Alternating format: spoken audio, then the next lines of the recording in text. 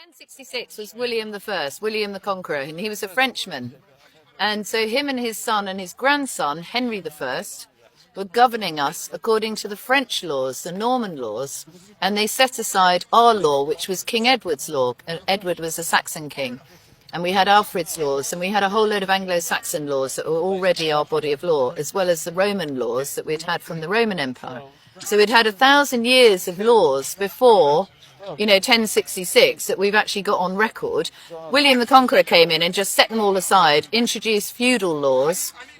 And when Henry I, his grandson, tried to take the throne, he was in France at the time, and we essentially told him to stay there. He wasn't welcome coming back because he wasn't going to govern us in accordance with our laws.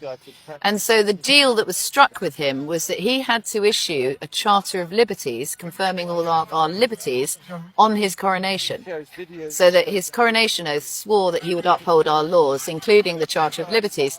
Now, the Charter of Liberties, he acknowledges that, his grandfather and his father had set aside King Edward's laws, and he reinstates our common law, our Edward's laws, and then he adds some more. And that document bound his successors, right? Again, we gave some of our movables in return for that. So in contract terms, that's a legally binding contract because we gave due consideration for it. So it wasn't just a gift of the king. It was a negotiated, formal, legal contract. So that bound his successors. When John I came to the crown, as we know, this is now early 13th century, he was also breaking all of our laws.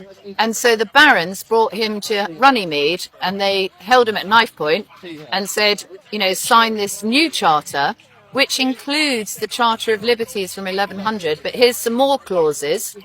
That was signed in 1215, but it was set aside 10 weeks later by the Pope. And one of the reasons he set it aside was because it was obtained under duress, which is against our laws. So he was right in many ways. But what happened was that the charter was reissued in 1216, and the Charter of the Forest was issued in 1217. But this was under the new king, who wasn't yet in his majority, so it wasn't issued under his Great Seal, and it wasn't put on the statute books. But when he reached 25, he issued the Magna Carta 1225, and he issued that under his Great Seal, but it wasn't put on the statute books. So when King Edward came in 80s or something, in 1297, again, he had to issue the Magna Carta 1297. And what I did today to people was to print it off, because there's a lot of misinformation going around that the Magna Carta doesn't exist, it's all a nonsense. Well, it does, and it's still on our statute books, okay? So the Magna Carta, as it says, it's the Great Charter. That's why it's Latin for the Great Charter. But it's the Great Charter of the liberties of England and of the liberties of the forest, confirmed by King Edward in the 25th year of his reign. And what it says here is that he saw the Charter of Liberties of England. So Edward, by the grace of God, King of England, Lord of Ireland, etc., to all archbishops, bishops, we have seen the great charter of the Lord Henry. That's Lord Henry I, Charter of Liberties, sometimes King of England, our father, of the liberties of England, in these words. And that's what Henry had written. So Henry had written, and this was in 1100, Henry, by the grace of God, King of England, Lord of Ireland, Duke of Normandy, etc., to all bishops, archbishops, abbots, officers, bailiffs, everyone else, know ye that we, unto the honour of Almighty God, and for the salvation of the souls of our progenitors and successors, so progenitors means the forefathers, and successors, people coming after, kings of England, to the advancement of Holy Church and amendment of our realm, of our mere and free will have given and granted to all archbishops, bishops, etc., and barons, and to all free men of this our realm, these liberties following, to be kept in our kingdom of England forever. Right? So the King Edward acknowledges that King Henry had issued that charter, and he confirms, therefore, that these are our liberties. And chapter 9 are the liberties of London.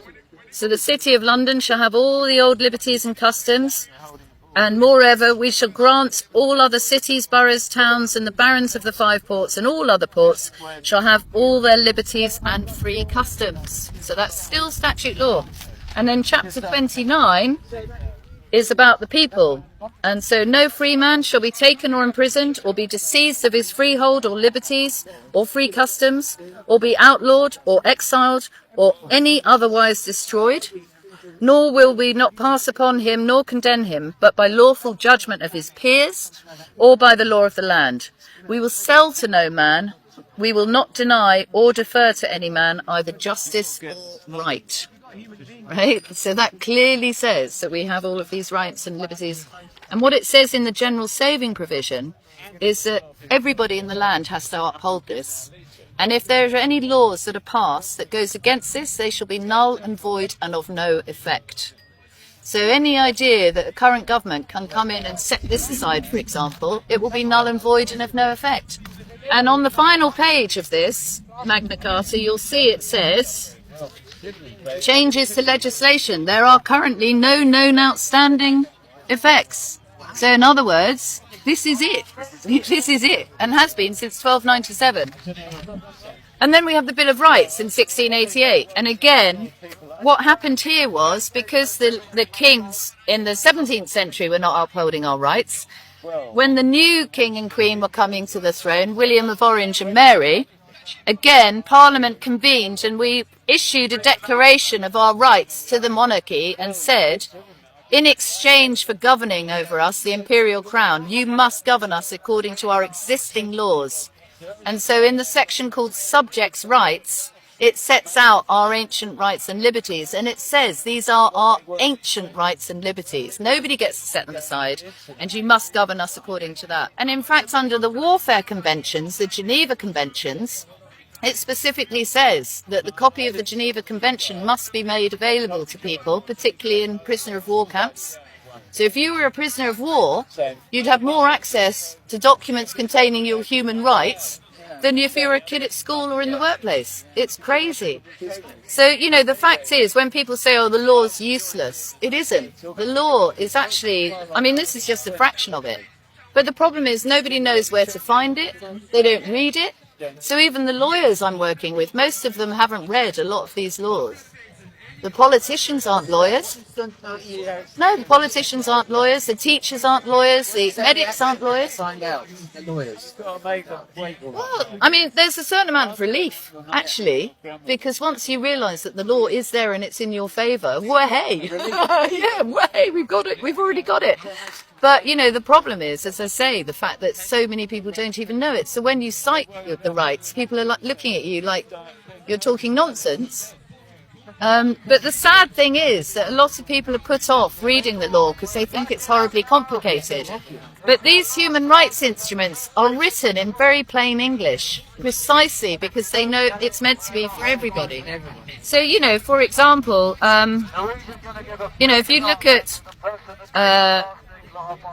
you know, this one, for example, Article 1, this is the International Covenant of Civil and Political Rights, Article 1. All peoples have the right of self-determination. By virtue of that right, they freely determine their political status and freely pursue their economic, social and cultural development. So that's not hard English.